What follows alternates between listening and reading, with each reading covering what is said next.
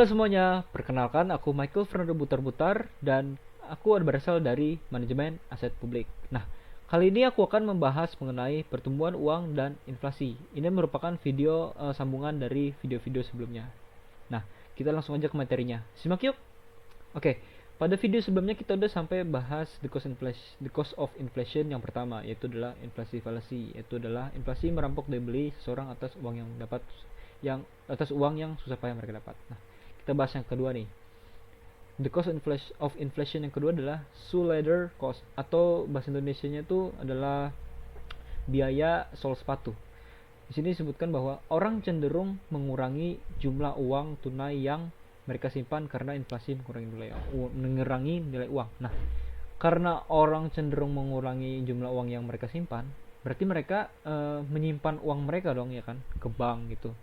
Nah, ketika mereka bolak-balik nih, keseringan orang melakukan bolak-balik ke bank, itu kan pasti ada biayanya, entah itu ongkos transportasinya atau hal-hal lain yang mereka gunakan dalam proses mungkin pemasukan uangnya atau dalam perjalanannya gitu.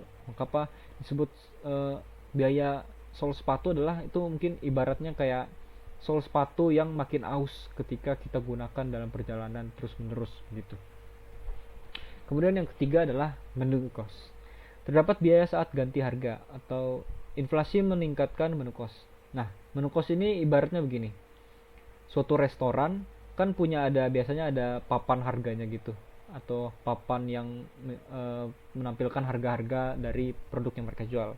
Nah, ketika terjadi inflasi, harga produk-produk yang mereka jual kan bakal berubah juga nih. Nah, menu cost di sini maksudnya adalah biaya yang digunakan untuk mengganti papannya itu. Kan mereka tuh tentunya perlu uang nih untuk mengubah uh, harga di papan itu, entah itu harga cetakan atau harga papan yang baru. Nah, itu disebut menu cost, biaya saat ganti harga gitu. Itu adalah salah satu dampak dari inflasi. Kemudian kita keempat, relative price variability.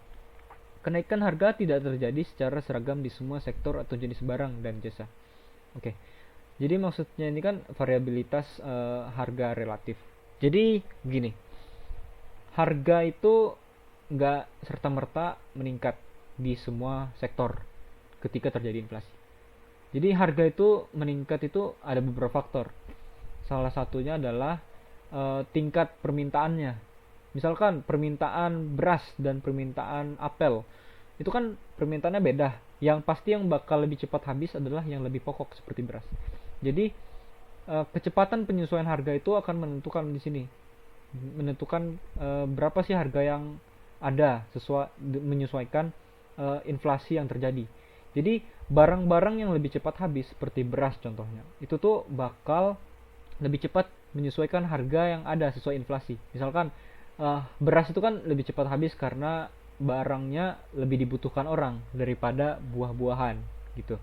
Jadi harga beras itu bakal lebih cepat menyesuaikan dengan terjadinya inflasi. Misalnya terjadi 10%, harga beras bakal menyesuaikan inflasinya. Misalnya harga berasnya itu 100.000 jadi 110.000 karena ada inflasi. Namun jika misalkan harganya barangnya itu kurang dibutuhkan, lama habisnya misalkan, berarti permintaannya itu kan makin rendah gitu. Misalkan harga apel misalkan 10.000, ada inflasi 10%, itu nggak serta merta berubah jadi 11.000 gitu loh, karena kecepatan penyesuaiannya itu lebih rendah daripada beras gitu. Jadi nggak semua barang itu kecepatannya itu sama, nggak serta merta seragam gitu loh berubah karena terjadi inflasi di suatu waktu gitu. Itu adalah maksudnya relative price variability. Kemudian kelima adalah confusion and inconvenience. Dapat mengubah meteran untuk mengukur transaksi. Inflasi yang tidak dapat diprediksi menciptakan ketidakpastian di pasar. Nah, jadi maksudnya nomor 5 ini kita coba ambil contoh. Misalkan ada investor nih yang pengen invest uangnya di suatu perusahaan. Nah, karena terjadi inflasi secara besar misalnya melonjak tinggi. Nah, investor ini jadi ragu gitu loh karena adanya perubahan harga. Jadi mikir ulang gitu. Jadi nggak pasti nih kalau aku invest di sini bakal menguntungkan nggak buat aku. Itu salah satu contohnya. Terus misalkan contoh lain, harga rumah nih, ada pengen pembeli rumah. Nah, jadi orang ini bakal ragu nih kalau membeli rumah, harganya ini bakal berubah nggak gitu loh di kedepannya karena adanya inflasi ini. Atau contoh lainnya begini, orang pengen minjam gitu loh, karena adanya inflasi kan orang jadi mikir lagi nih, kalau aku minjam berarti bunganya bakal meningkat nih, berarti dia harus bayar lebih nih kalau adanya inflasi. Jadi orang bakal mikir lagi, jadi bingung nih, aku harus memutuskan gimana, sehingga inflasi ini bakal menghambat aktivitas ekonomi, jadi memperhambat pertumbuhan ekonomi gitu. Kemudian yang keenam, tax distortion atau distorsi pajak. Inflasi menyebabkan pendapatan nominal lebih cepat daripada pendapatan real. Nah, ini seperti yang sebelumnya aku jelaskan di video-video sebelumnya. Jadi ketika kita terjadi inflasi, kan ada penyesuaian juga terhadap gaji. Misalkan inflasinya 50% nih. Berarti gajinya yang sebelumnya 10 juta jadi 15 juta. Nah, gajinya kan meningkat nih. Tapi sebenarnya nih meningkat secara nominal doang. Yang sebelumnya 10 juta jadi 15 juta. Tapi pendapatan realnya, daya beli dari gaji tersebut itu nggak berubah gitu, tetap sama. Karena harga barangnya kan juga meningkat 50%. Jadi gajinya meningkat 50%, harganya juga meningkat 50%. 50%. Berarti ya sama aja gitu, daya belinya tetap sama. Tapi yang terjadi di pajak itu berbeda. Basis pajak sama pendapatan nominal. Inflasi menyebabkan orang membayar pajak lebih besar daripada pendapatan realnya. Jadi ketika gaji kita meningkat, kan kita masuk ada bracket pajak itu, cluster pajak. Misalkan gaji 10 juta, pajaknya sekian. Gaji 15 juta, pajaknya sekian. Nah, karena terjadi peningkatan secara nominal, pajaknya juga berubah. Yang sebelumnya misalnya gajinya 10 juta, pajaknya 10%. Ternyata pas gajinya 15 juta, pajaknya 15%. Berarti dia harus bayar pajak lebih besar dong. Padahal kan pendapatan realnya nggak berubah, daya belinya sama aja gitu, tapi dia harus bayar pajak lebih besar. Inilah disebut tax distortion atau distorsi pajak. Akibatnya orang lebih banyak bayar pajak gitu, karena nominalnya berubah tapi realnya tuh nggak berubah. Next adalah yang ketujuh, arbitrary redistribution of wealth. Sebentar. Atau artinya redistribusi kekayaan secara sewenang-wenang. Inflasi yang tidak diharapkan menyebabkan redistribusi kesejahteraan antar populasi. A. Tidak berdasarkan kepantasan kebutuhan. B. Redistribusi hanya antar penabung dan peminjam.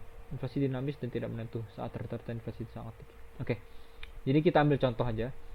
Misalkan ada orang yang minjam uang 100 juta. Nah, ternyata ada inflasi nih, besar-besaran. Berarti uang yang dikembalikan tuh nilainya makin kecil kan?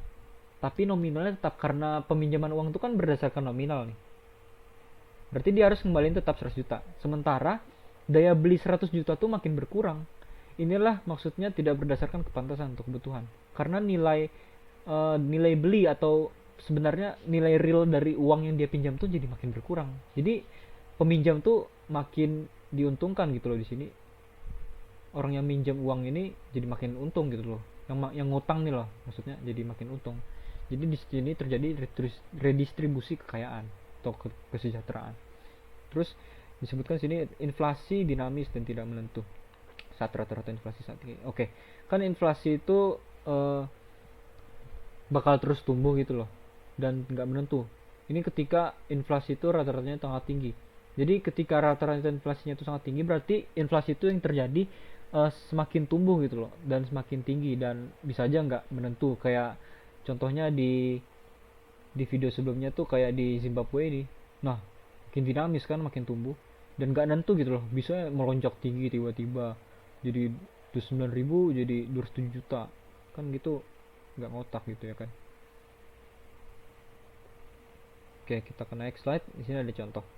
Misal kamu punya duit Rp 1 miliar. Nah, ada dua kasus. Case 1 inflasinya 0%, nominal interestnya 10%. Case 2 nya inflasi 10%, nominal interestnya 20%. Pertanyaan A, case berapa yang menghasilkan nilai real terbesar? Oke, nilai real itu kita hitung dengan nominal interest rate.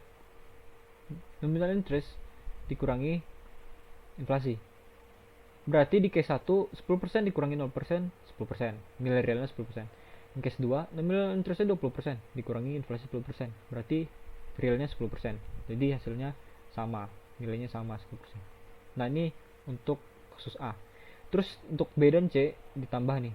ada tarif pajaknya 25%. Case berapa yang pajaknya paling besar? Oke. Jadi pajak itu bakal menyesuaikan dengan nominal interestnya. Untuk case 1, karena dia 10%, berarti 25% dari 10% 2,5% kan. Berarti dia bayar pajak sebesar 2,5%. Sedangkan di case 2, 20%. 25% dari 20% adalah 5%. Berarti dia bayar pajak sebesar 5%. Ini ada contoh angkanya. Di case 1 misalkan interest rate-nya 10% dari 1 miliar, berarti dia dapat 100 juta. Di case 2 dia dapat 200 juta karena 20%. Tapi pajaknya 25%. 25% dari 100 juta adalah 25 juta, sedangkan 25% dari 200 juta adalah 50 juta. Berarti pajak lebih besar sesuai dengan interest rate-nya, nominal interest rate-nya. Berarti pajak akan lebih besar ketika interest income-nya makin besar. Berarti pajak yang lebih besar adalah di case 2 gitu. Kemudian yang kasus C, hitung nominal interest rate setelah pajak.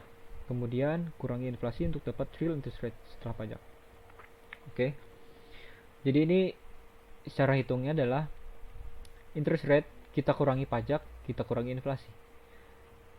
Kan interest rate-nya di kasus 1 adalah 10%. 10% kita kurangi inflasi 0%, berarti tetap 10%. Terus kita kurangi pajak. Pajaknya adalah 25% dari 10%.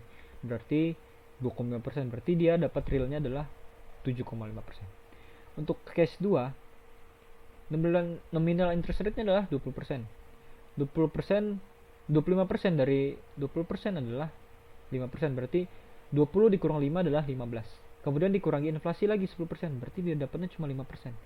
Oke, kita dapat ambil kesimpulan dari sini. Untuk kasus A, nominal interest rate itu akan meningkat sesuai Fisher effect, bukan dengan real interest rate-nya. Jadi yang meningkat itu cuma nominal interest rate-nya, bukan real interest rate.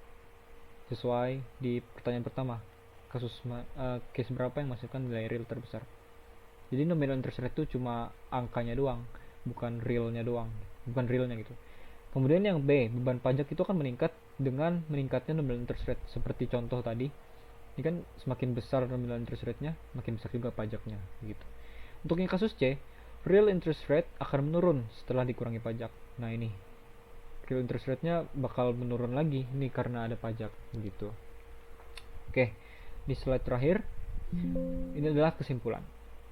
Harga naik saat pemerintah cetak uang terlalu banyak. Ini adalah konsep inflasi. Uang bersifat netral di jangka panjang, nominal saja yang berubah, real tidak. Ini dikotomi klasik tadi, teori klasik dalam jangka panjang. Penjelasan efek jangka panjang dengan perhitungan di quantity theory of money dengan rumus atau kurva tadi. Dan inflation tax adalah kehilangan nilai real uang akibat inflasi yang disebabkan pemerintah cetak uang, atau pemerintah seolah-olah menarik pajak dari rakyat dengan mencetak uang yang berlebih, namun dampaknya diterima oleh rakyat gitu. The Fisher effect itu adalah hubungan 1:1 antara inflasi dan nominal interest rate, atau the Fisher effect-nya adalah penyesuaian interest rate real berdasarkan inflasi yang ada begitu. Oke. Mungkin itu aja materi yang kita bahas di pertumbuhan uang dan inflasi di video kali ini. Terima kasih teman-teman yang sudah menyaksikan dari awal sampai akhir, dan see you on next video. Bye bye guys.